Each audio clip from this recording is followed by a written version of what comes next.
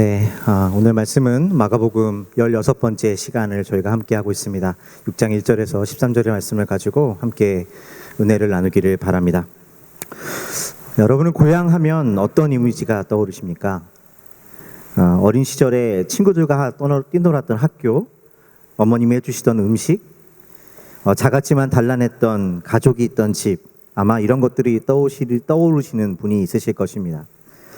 물론 각자 그 시절에 행복했던 기억으로 기억하시는 분들이 있으실 테고, 혹은 힘들고 아픈 상처로 그 시절을 기억하시는 분들의 차이는 있겠지만, 아마 많은 분들에게 오늘 자신의 모습을 이루는 데 있어서 이 고향이라고 하는 존재가 우리의 삶의 매우 큰 부분으로 자리했다는 사실을 부정하실 수는 없을 것입니다.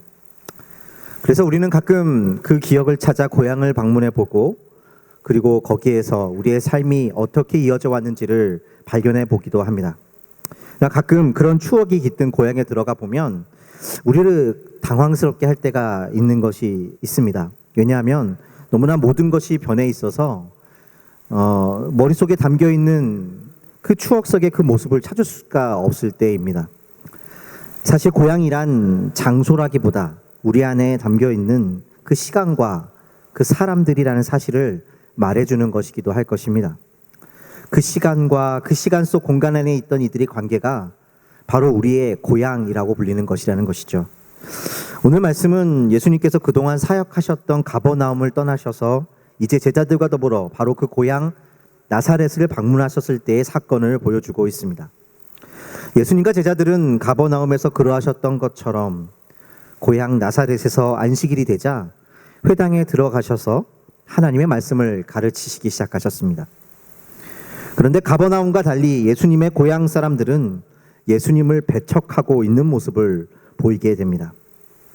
예수님께서 가버나움과 데가볼리 지역에서 귀신을 내어 쫓으시며 병자들을 고치신 놀라운 일들을 행하셨음에도 정작 고향 사람들인 나사렛 사람들이 예수님을 배척했다는 사실은 우리를 아주 의아하게 하는 일이기도 합니다.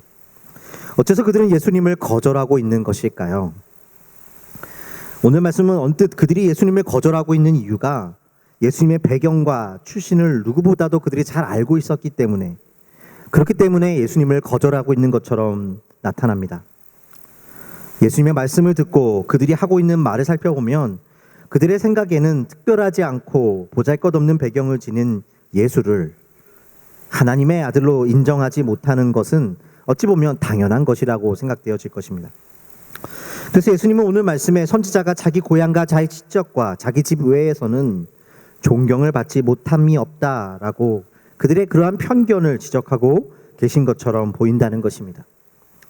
결국 그들의 이러한 편견으로 인해서 예수님이 행하신 그 놀라운 일들에 대해 그들이 들었음에도 불구하고 예수님을 거절했고, 결국 그들의 그러한 편견으로 인해 예수님께서는 그곳에서는 아무 권능도 행하실 수 없었음을 보여주고 있다는 것입니다. 다시 말해 그들의 믿음 없음과 편견이 결국 예수님의 능력을 제한할 수밖에 없었다. 그런 이야기를 오늘 말씀을 전해주고 있는 것처럼 보인다는 것입니다. 그러나 만약 오늘 말씀이 정말 그처럼 예수님의 능력이 우리의 믿음의 제한을 받는다라는 의미라면 우리는 몇 가지 의미에서 의아함을 가지게 됩니다. 정말로 예수님은 그들의 믿음이 없기 때문에 능력을 행하실 수 없었던 것일까요? 오늘 말씀은 그것을 지적하고 있는 것일까요?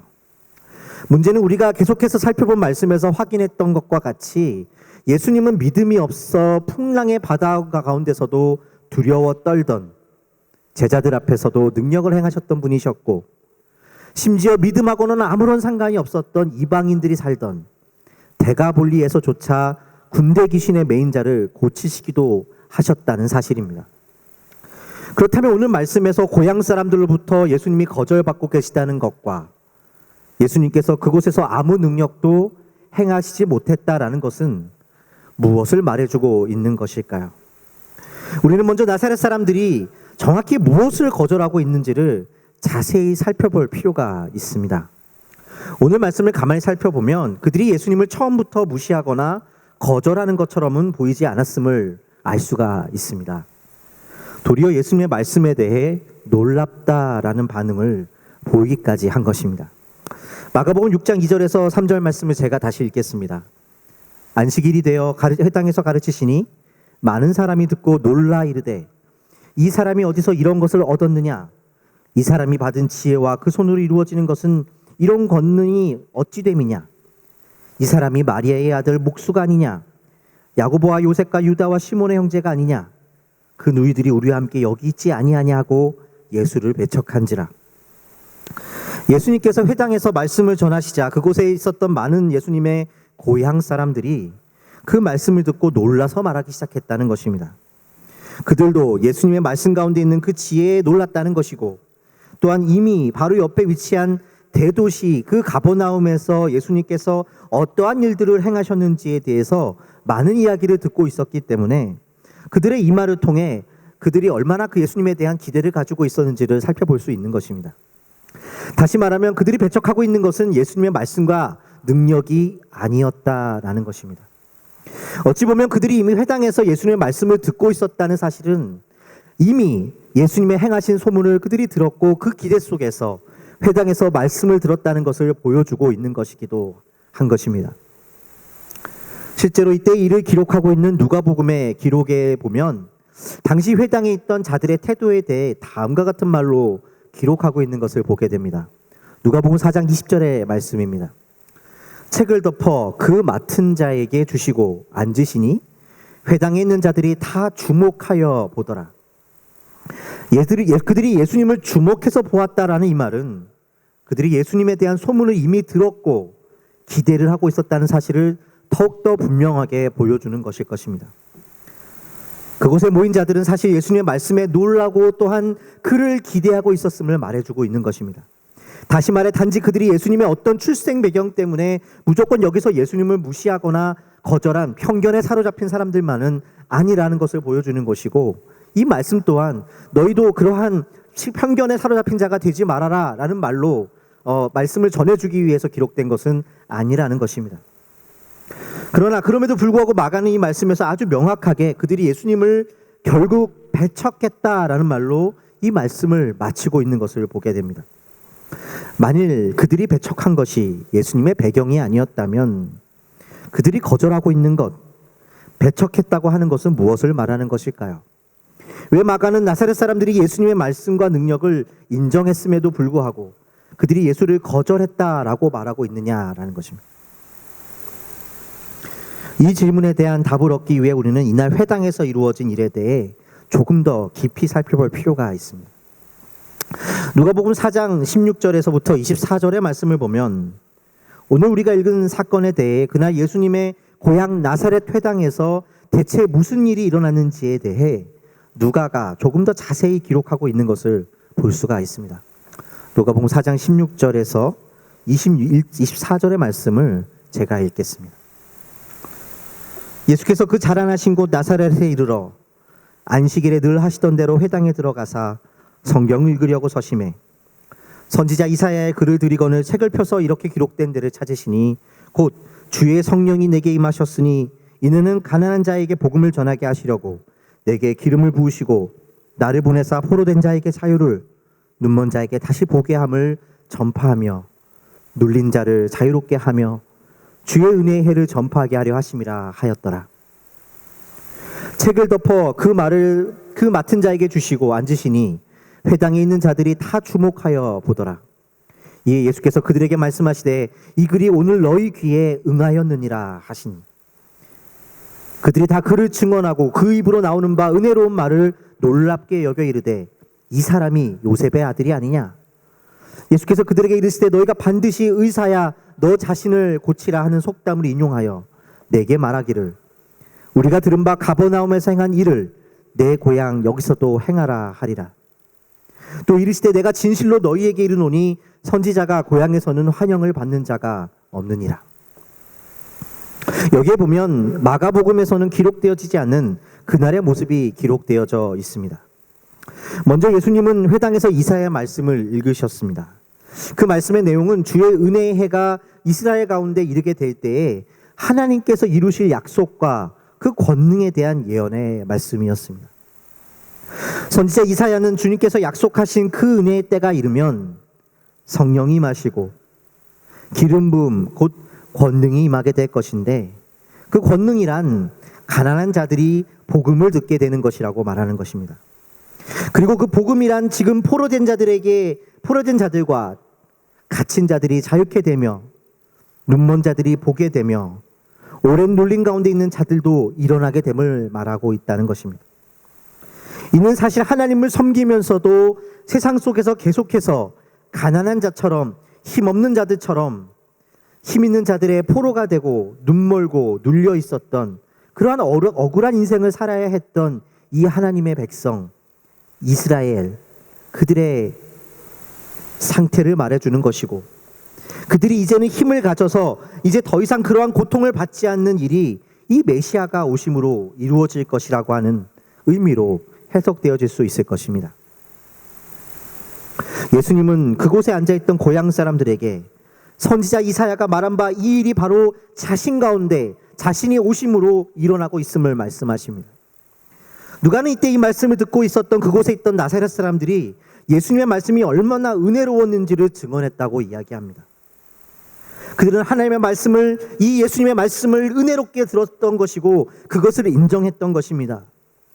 말씀을 읽으신 내용도 그러하거니와 이제 기름 부음 받은 권능의 족인 이 예수가 저 큰 도시 가버나움에서 그러했던 것처럼 이제 고향에서 자신들의 그러한 상태를 회복시켜 줄 것이고, 그와 같이 자신들을 묶고 있는 현실적인 문제들, 예수께서 그들보다 더 큰 능력을 주셔서 그들의 자존심을 이제 세워주실 것을 기대했다는 것입니다.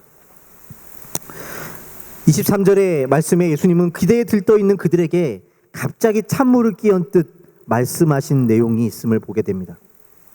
그리고 그 내용은 그들의 기대가 적나라하게 나타나 있는 것입니다. 그리고 예수님께서 그 기대를 잘 알고 계셨음을 보여주는 것이기도 합니다. 예수님은 말씀하시기를 그들이 자신더러 의사야 내 병부터 고쳐라, 우리가 들은 바 내가 가버나움에서 행한 일을 내 고향에서 행하리라고 말할 것이다 라고 말하는 것이죠. 무슨 말입니까? 그들은 가버나움에서 행했던 그 일을 그곳에서도 행할 것을 기대했지만 그러나 예수님은 이를 거절하고 계시다는 것입니다. 다시 말하면 예수님께서 권능을 받으심으로 되는 그것, 곧 포로된 자들이 자유케 되는 것, 눈먼 자들이 눈 뜨는 것, 눌렸던 자들이 자유케 되는 것은 그들이 기대했던 세상 속에서 힘을 가지게 됨으로 이루어지는 것이 아님을 말씀하고 계신 것입니다. 예수님의 진정한 기름 부으심의 능력은 어디에 있습니까? 포로된 자를 자유케 하고 눈먼 자를 다시 보게 하는 그 의미는 무엇입니까? 그것은 도리어 예수님께서 그러한 세상의 힘으로 자기를 증명하라는 길을 거절하라는 것에 있었습니다. 이것은 구체적으로 우리 삶에 어떤 의미를 가지게 되는 것일까요? 우리가 마가복음의 말씀에 다시 돌아오면 나사렛 사람들은 예수님을 향하여 이가 마리아의 아들이 아니냐라고 말하고 있는 것을 보게 됩니다. 당시의 기준에서 아버지의 이름이 아닌 어머니의 이름으로 그 사람을 지칭했다는 것은 매우 이례적인 일이었습니다. 아버지가 이미 돌아가셨던, 그렇지 않던 일반적으로 당시 사회에서 성인 남성을 부를 때에는 그 아버지의 이름으로 누구의 아들이라고 부르는 것이 정상이었을 것입니다. 그래서 예수님을 향하여서는 요셉의 아들 예수로 부르는 것이 보다 합당한 호칭이었을 것이라는 것입니다. 그러나 나사렛 사람들은 예수님을 아버지 요셉의 아들이 아닌 어머니 마리아의 아들로 부르고 있다는 것을 볼 수가 있습니다. 이 말 속에는 예수님의 출생을 둘러싸고 이미 그 동네에는 많은 수군거림이 있었다는 사실을 보여주고 있는 것입니다. 혹시 여러분 중에 대도시가 아니라 작은 시골 마을에서 유소년기를 보내신 분이라면 금방 이해가 가실 수 있는 것일 것입니다. 작은 동네에서 자라난다는 것은 일종의 큰 가족 공동체에서 자라는 것과 비슷한 것입니다. 친근함과 관심이 때로 루머와 수군거림으로 나타나기도 하는 것이고, 그러한 것이 쉽게 퍼지게 만드는 것이기도 하는 것입니다. 그리고 잘 사그러들지도 않습니다. 예수님의 고향이었던 이 나사렛 또한 그와 같은 아주 작은 동네였기 때문에 마리아가 예수님을 낳았을 때의 상황에 대한 이야기들은 언제나 스캔들로 남아 있었을 것입니다. 결국 예수님은 그곳에서 사생아와 같은 취급을 받고 자라셨다는 사실을 오늘 말씀은 보여주고 있는 것입니다. 일반적으로 이런 가장 가까운 사람들, 그러니까 부모님이나 가정이라고 하는 고향과 같은 공동체 안에서 관계 속에서 거절을 경험한 사람들은 때로 분노하면서도 여전히 그 관계에서 용납받기를 구하며 살게 됩니다. 그 대상이 우리의 부모님이 될 수도 있고, 그 대상이 우리에게 가장 친했다고 경험되는 친구의 모습이 될 수도 있고, 공동체의 모습이 될 수 있지만, 무언가는 그 거절은 우리 삶의 욕망을 형성하게 된다는 것이죠. 때로 우리가 성공이라는 것을 추구하는 것에는 그 모습은 각자의 삶에 따라 다를 수 있지만, 내가 그것을 성취하면 그것으로 말미암아 내가 경험한 근원적인 거절을 해결받고 용납받을 수 있을 것이라는 소망 때문에 그것을 추구하고 있는지도 모릅니다. 우리는 우리 안에 욕망의 형성이 이와 같은 가장 친밀하고 근원적인 관계 속에서 형성된 경우가 많음을 보고 있지 않습니까? 우리가 그것은 때로 세속적인 성공일 수도 있지만, 그 모습은 때로 도덕적 성취가 될 수도 있고 사회적 명성이 될 수도 있을 것입니다. 심지어 신앙적인 성취도 될 수 있을 것입니다. 온전한 하나님이셨지만 또한 온전한 인간이셨던 예수님이셨기 때문에 그러한 거절을 겪으며 자라셨던 예수님도 이 용납받음에 대한 갈망을 동일하게 가지셨을 것이라고 생각되어지지 않습니까? 그러나 예수님은 그 거절에 대한 기억 때문에 용납을 구하며 사는 것을 거절하고 계시다는 것을 우리 오늘 말씀은 보여주고 있습니다. 그것이 무엇이든 그 성공을 취함으로써 받아들여짐에 대한 조건을 만족시키는 것, 그것을 따라 살아간다면 그 성취의 그 끝은 언제나 허망하고 말 것이기 때문입니다. 그러나 예수님은 의사야 너 자신부터 고쳐라 라는 도전 앞에 아무 능력도 그렇기 때문에 보이지 않고 계십니다. 그분이 능력이 없어서가 아니라 예수님의 능력은 바로 그러한 세상이 주는 거절 속에서 받아들여지기 수 있다라고 믿는, 세상이 주는 힘과 성공을 구하며 살아가는 것을 거절할 수 있다는 데 있기 때문입니다. 예수님은 지금 자신의 자존심을 내세우고 계신 것이 아니라 하나님 아버지의 그 용납하심의 은혜가 세상이 주는 용납과는 비교할 수 없는 것임을 증거하고 계신 것입니다. 그래서 마가복음의 본문은 마치 나사렛 사람들이 믿음이 없었기 때문에 다른 곳과 달리 많은 능력을 행하지 못하신 것처럼 이야기하는 것처럼 보이지만, 누가복음의 본문을 보면 사실 예수님께서 본인께서 그러한 능력 행함을 거절하시고 계심을 확인할 수 있는 것입니다. 우리를 위해 십자가까지 자신을 내어주신 예수님의 용납하심은 그래서 세상 속에서 가난한 자들의 복음이 됩니다. 이 하나님의 은혜를 사는 자들을 통해 거절과 결핍을 채우며 살아가면 용납될 것이라는 거짓 속에서 자기 욕망의 포로가 되고 눈먼 인생들이 이제 자유케 된 것입니다. 오랫동안 그 욕망을 용납됨의 욕망을 쫓아 살아가다가 그것을 채워줄 수 있다고 믿었던 성공을 얻었던, 혹은 얻지 못하였던 그것으로 말미암아 좌절하고 눌려 있는 자들에게 새로운 소망을 주게 되는 것입니다. 우리가 주목해야 할 것은 바로 이 사건이 오늘 말씀에 예수님께서 12제자를 둘씩 짝을 지어 파송하기 바로 전에 이루어진 일로 말씀에서 보여주고 있다는 것입니다. 예수님께서 제자들을 파송하시 직전에 이었다면 본래 그들을 격려하시기 위해서라도 예수님의 능력을 더욱 많이 보여주시는 것이 자연스러운 것이라고 생각되어지지 않으십니까? 그러나 예수님은 그들을 세상 가운데 파송하시기 전에 제자들을 이끌고 그 고향에 들어가셔서 도리어 가장 연약한 모습을 보여주고 계신다는 것입니다. 어째서입니까? 그들의 기름 부으심과 능력이, 그 권위가 어디에 있는지를 보여주시고자 하는 것입니다. 그것은 하나님의 용납하심의 은혜의 능력이었습니다. 자신의 거절을 채우고 용납받기 위한, 그렇게 자신을 섬기는 삶이 되라고 이야기하는 세상 속에서 우리가 비록 이 세상에서는 여전히 가난하며 아무것도 가지지 못하는 모습으로 보여질지라도 심지어 가장 가까운 이들로부터도 거절받은, 여전히 그것을 쫓아 살아갈 수밖에 없는 인생처럼 보일지라도 하나님이 나를 받아주시는 분이심을 믿는 그 믿음을 보냄받은 이곳에서 살아낼 때 우리의 섬김과 우리의 생을 통해 하나님의 용납하심 안에 자유케 되는 일들이 일어나게 될 것이라고 말하고 있는 것입니다. 여기에 우리의 부르심이 있고 제자들의 부르심이 있었습니다. 그리고 이러한 부름받은 길은 단지 개인의 차원에 머무르지 않고 새로운 길을 공동체에 제시하는 길이 되기도 합니다. 1960년대 여러분도 잘 아시다시피 미국에서 흑인 인권 운동이 가장 강력하게 일어났던 시기였습니다. 흑백 인종의 차별에 대하여 남부에서는 그 구별된 버스를 타는 것을 흑인들이 거부하고 나서고 백인들이 다니는 학교에 흑인 학생들이 입학을 하기 시작합니다. 우리가 잘 아는 마틴 루터킹 목사님이 이때 등장하십니다. 그분은 흑인으로서 많은 상처를 겪으신 분이지만 그 문제를 단지 인종차별의 문제로 보지 않고 인간의 문제로 다루게 됩니다. 그럴 수 있는 이유는 그분이 이 문제 해결에 있어 자신이 겪은 거절로 인한 상처에 매이지 않을 수 있었기 때문이었습니다. 그래서 흑백 차별의 문제를 그것을 통해 자신이 흑인으로서 받은 상처와 거절에 대한 마땅히 받을 보상의 차원으로서 이 문제를 부정적이고 소극적인 것으로 푸는 것이 아니라 인간성이란 무엇인가를 질문해야 된다고 도전했던 것입니다. 하나님 안에서 인간이란 누구인가?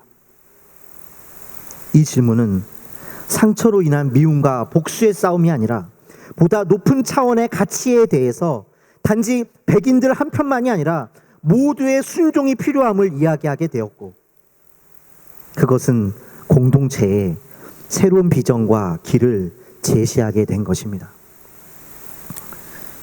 지금도 이 길로 부름받고 이 길을 걸어가고 있는 예수의 제자된 사랑하는 비전교회 성도 여러분, 거절의 세상 가운데 특히나 가장 가까운 이들로부터 인정받지 못하고 거절받는 길을 걷는다는 것은 외롭고 어려운 일일 것입니다. 머리로는 알아도 아픈 일이고 때로 이해하기 어려운 일일 것입니다. 자기도 모르게 그러한 자신의 삶과 억울함을 신앙을 변명하며 나도 모르게 그 변명을 위해 또다시 예수 아닌 그 무엇으로, 예수의 은혜 아닌 그 무엇으로 자신을 증명하려는 삶으로 살아가게 될지도 모르는 삶입니다. 그러나 그렇기 때문에 우리는 깨어있기를 구해야 합니다. 그래서 주님 앞에 나아가야 합니다. 말씀 앞에 나아가야 합니다. 세상이 우리더러 그 꼴이 뭐냐고 물으면 우리의 자존심과 우리의 아픔을 건드리면 기억하시기를 바랍니다. 그들이 자랑하며 우리더러 가지지 못했다라고 하는 것들이 사실은 그들이 진정으로 원하는 용납을 줄 수 없다는 것을, 그리고 오직 우리에게 그것이 없다는 사실을 확인하는 것으로만 잠시 동안 그 용납을 누리고 있다는 것을 스스로 보여주고 있다는 사실입니다. 그처럼 세상이 주는 용납함은 가난할 뿐입니다. 그러나 예수 안에서 이 믿음의 부요함의 길을 받은 우리 가운데 있는 그 부요함은 그런 것들과 비교할 수 없는 것입니다. 그리고 그 부요함 안에서 우리는 우리의 욕망에 갇힌 인생이 아니라 예수와 함께 더불어 진정한 섬김과 새로운 길을 제시하는 길로 나아가게 됩니다. 이 믿음의 부요함의 길을 가운데 보냄받은 사랑하는 성도 여러분, 여러분을 통해, 그 길을 가는 여러분을 통해 참으로 죄로부터, 욕망으로부터 자유케 되는 인생들이 나타날 것입니다. 하나님이 여러분들을 사용하셔서 이 땅에 갇힌 자들을 풀어주시고 눈먼 자들을 뜨게 하시고 참으로 포로된 자들 가운데 자유를 선포하실 것입니다. 이 복음의 길을 걷고 있는 저와 여러분의 삶에 주님이 이제로부터 영원까지 우리가 함께 하시게 되실 것을 주님의 이름으로 축원드립니다. 기도하겠습니다.